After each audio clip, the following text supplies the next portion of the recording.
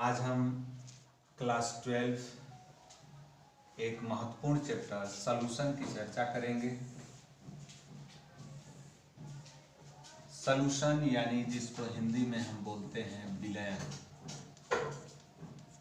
जिसको आप बहुत ही नीचे के क्लासों से अध्ययन करके चले आए हैं। यहाँ पर हम विस्तृत रूप से विलयन का अध्ययन करेंगे कि विलयन है क्या। पहले तो विलयन को जान लें। तो विलयन दो या दो से अधिक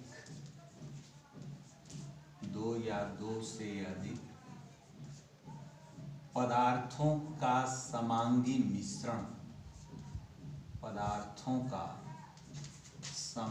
मिश्रण होता है। समांगी मिश्रण विलयन कहलाता है।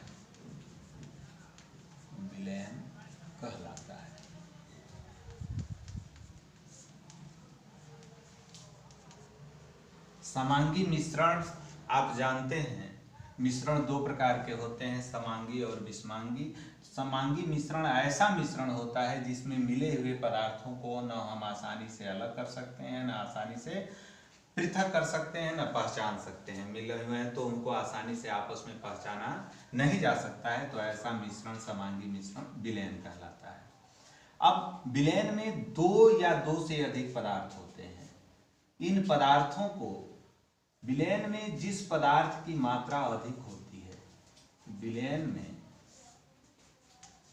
जिस पदार्थ की मात्रा अधिक होती है, पदार्थ की मात्रा अधिक होती है,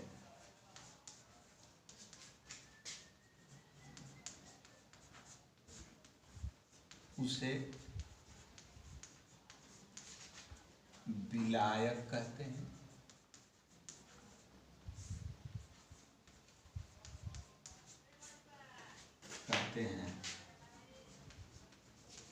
और जिसकी मात्रा कम होती है,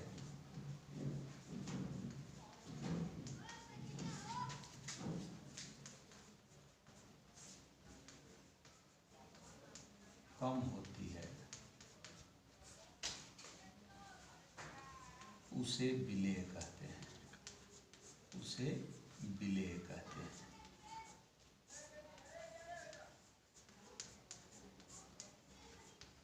यानी कहने का मतलब कि विलयन जानना है तो उसमें दो पदार्थ, एक विलायक होगा और दूसरा विलेय होगा। अब विलायक और विलेय के आधार पर, उनकी भौतिक अवस्थाओं के आधार पर यदि हम विलयन का वर्गीकरण करें,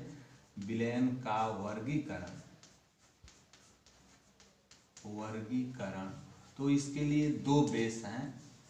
पहला बेस है विलायक और विलेय की भौतिक अवस्था, विलायक तथा विलेय की भौतिक अवस्था।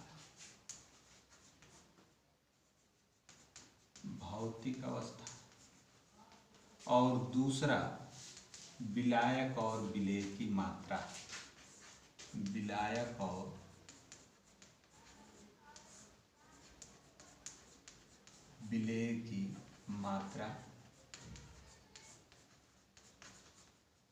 एक तीसरा भी वर्गीकरण है जिसे हम, तीसरा वर्गीकरण भी है इसका, विलायक और विलेय के कणों का आकार।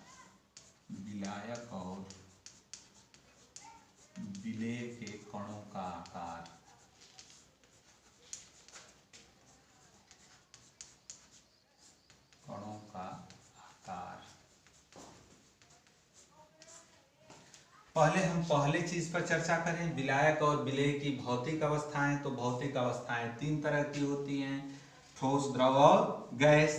तो विलयन हम जैसे एग्जाम्पल लिखें, कॉलम बना लें, विलायक और दूसरे में यदि हम विलेय की भौतिक अवस्था लें,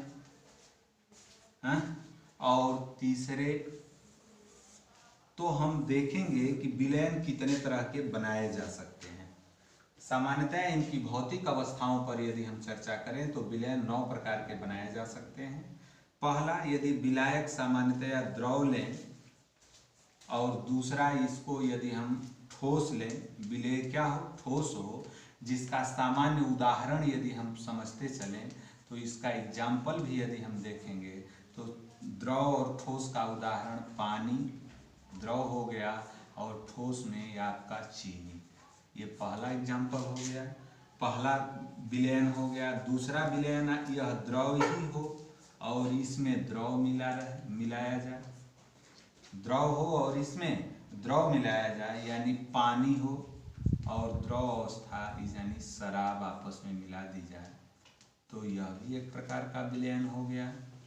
तो ये द्रव में द्रव का विलयन। तीसरा, यह द्रव हो और यह गैस हो, एक द्रव हो और दूसरा गैस हो, तो यह इसका उदाहरण है झाग। झाग इसका एग्जाम्पल है झाग। पानी में वायु के बुलबुले, पानी में वायु के बुलबुले झाग कहलाते हैं। तो ये तीसरा हो गया, 3 प्रकार का विलयन। इसी प्रकार से चौथे की चर्चा करें तो ये द्रव हो गया, इसका गैस हो और यह भी विलेय भी क्या हो, गैस हो। गैस में गैस, तो वायु जो हमारी हवा है इसमें सभी गैसें मिली हुई हैं, तो यह एक प्रकार का विलयन है। पांचवा हो जाए ये गैस हो और गैस में द्रव, गैस में किसको मिलाया जाए, द्रव को मिला दिया जाए, तो गैस और द्रव का जो मिश्रण है, वायु में पानी जानते हैं कोहरा होता है, कोहरा या बादल भी इसका उदाहरण हो जाएगा आपका, बादल, कोहरा या बादल। चौथा ये हो गया। पांचवा, छठवां यदि हम देखें तो ये गैस में गैस, गैस में द्रव और गैस में अब ठोस, तो गैस में ठोस हो जाएगा धूल भरी आंधी, धुआं इसका उदाहरण हो जाएगा, धुआं। उसी तरह ये 7वें की चर्चा करें तो ये ठोस, तो ठोस में ये ठोस हो जाए, तो मिश्र धातुएं, मिश्र धातुएं, ये ठोस, ये इसमें द्रव मिला दिया जाए, ठोस में द्रव, तो ठोस में द्रव सोडियम अमलगम NaHG, यानी मरकरी को किसी धातु के साथ मिला दिया जाए तो उसका मिला हुआ मिश्रण कहलाता है अमलगम, अमलगम। तो ये अमलगम ठोस में द्रव का एक कोलाइडी ये विलयन भी है, ये 8वां हो गया। उसी तरह ये ठोस हो जाए और ठोस में द्रव गैस, तो इसका एग्जाम्पल आपका होता है झामा पत्थर, झामा पत्थर। आप लोगों ने देखा होगा झामे पत्थर में वायु के बुलबुले होते हैं, तो ऐसा पत्थर ये हो गया हमारा किस अवस्था, किस आधार पर, विलायक और विलेय की भौतिक अवस्था के आधार पर। अब हम विलायक और विलेय की मात्रा के आधार पर देखें तो यह निम्न प्रकार के होते हैं। पहला हो जाएगा तनु विलयन, तनु विलयन। दूसरा हो जाएगा सांद्र विलयन,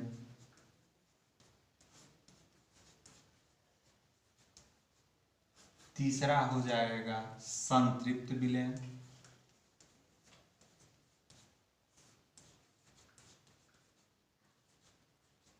और चौथा असंतृप्त विलयन, असंतृप्त विलयन।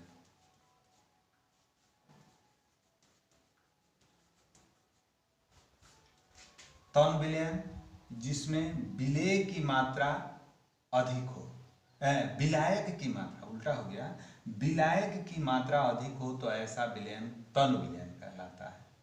सांद्र विलयन जिसमें विलेय की मात्रा अधिक हो तो ऐसा विलयन सांद्र, सांद्र का मतलब होता है गाढ़ा विलयन, और तनु का मतलब होता है पतला विलयन। संतृप्त विलयन विलायक की निश्चित मात्रा में विलयन की वह अवस्था जिसमें विलेय का घुलना बंद हो जाए। विलायक की निश्चित मात्रा में विलयन की वह अवस्था जब विलेय का घुलना रुक जाए तो वह विलयन संतृप्त विलयन होता है, जिसका उदाहरण आपने पढ़ा होगा पिछली कक्षाओं में कि यदि हम पानी की एक निश्चित मात्रा ले लें और धीरे धीरे उसमें चीनी को घोलते जाएं तो एक ऐसा समय आता है जब चीनी का पानी में घुलना रुक जाता है, तो ऐसा ही विलयन कहलाता है संतृप्त विलयन। और चौथा है असंतृप्त विलयन, यानी वह विलयन जो संतृप्त न हो, यानी चाहे वह तनु में आ जाए चाहे सांद्र में आ जाए, तो ऐसा विलयन क्या कहलाता है? असंतृप्त विलयन कहलाता है। अब तीसरा यदि हम वर्गीकरण पढ़ते हैं विलायक और विलेय के कणों के आकार के आधार पर, तो कणों के आकार के आधार पर मात्र 3 तरह के विलयन बनाए जाते हैं। एक विलयन कहलाता है वास्तविक विलयन, दूसरा विलयन होता है कोलाइडी विलयन,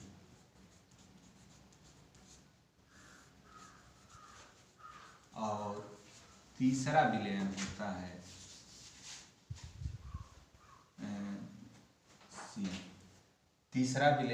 है निलंबन। अब वास्तविक विलयन जिसमें कणों का आकार हमारी नंगी आंखों से दिखाई न दे, न माइक्रोस्कोप से ही दिखाई दे, यानी परमाणु के कणों के आकार के आधार पर। परमाणु के कणों का आकार होता है, यानी कोई परमाणु का आकार होता है 10⁻⁸ मीटर कोटि, यानी 10⁻⁸ मीटर कोटि में विलायक और विलेय के कणों का यदि आकार है तो ऐसा विलयन कहलाता है वास्तविक विलयन। यदि इससे बड़ा हो जाए और 10⁻⁸ से 10⁻⁶ मीटर कोटि के बीच में हो जाता है, तो ऐसे कणों को हम नंगी आंखों से तो नहीं देख सकते, लेकिन माइक्रोस्कोप से देखा जा सकता है, तो ऐसा विलयन कहलाता है कोलाइडी विलयन। और तीसरा जो इसमें होता है निलंबन, यानी ऐसा विलयन जिसमें कणों का आकार 10⁻⁶ से 10⁻⁴ मीटर कोटि की होती है, इनके बीच में होती है, तो ऐसा विलयन कहलाता है निलंबन। निलंबन में कणों को हम नंगी आंखों से देख सकते हैं, जैसे धूल भरी आंधी एक निलंबन है, यानी पानी में मिट्टी का घुला हुआ कण जो कि कुछ देर के बाद निलंबन। वास्तविक